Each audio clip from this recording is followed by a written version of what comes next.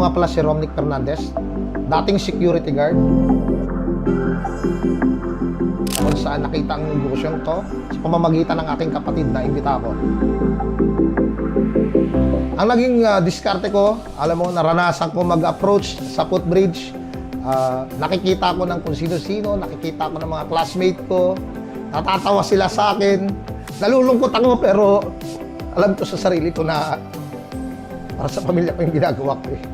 Kaya kahit nakikita nila na akala nila walang mangyayari sa akin, walang naniniwala, tumuloy pa rin ako. Wala kang magiging kasama kundi si Lord lang. So habang ginagawa mo yung negosyong to, isipin mo yung pinakamalalim na dahilan. Lagi ko lang iniisip ang pamilya ko pag tumatrabaho ako ng uno.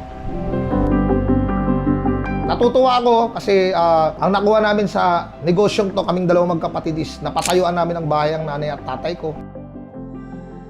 Alam mo yun, nakaikot kami sa Luzon, Visayas at Mindanao. Nakapag-ibang bansa rin ako. At ang pinakamasarap na achievement ko, yung asawa ko na nasa OFW, napauwi ko na sa Pilipinas. So magkasama na kami dito.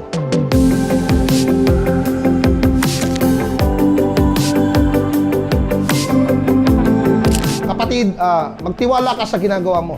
Hindi tayo dadalhin ng Panginoon dito para sa wala lang. Tinalaga tayo ni Lord para tayo yung mabago ang buhay. Tayo ang mag-umpisa na putulin ang kahirapan ng pamilya natin.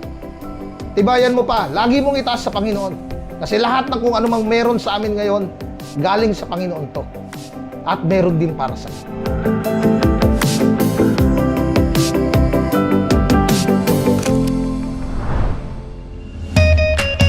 Tara, tuloy kayo sa bahay ko.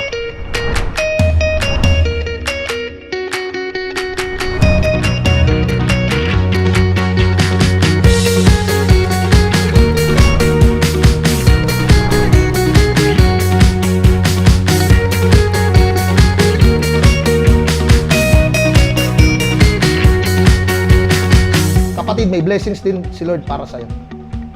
Kunin mo, pero patitibayin ka niya bago mo makuha. So maraming salamat sa inyo.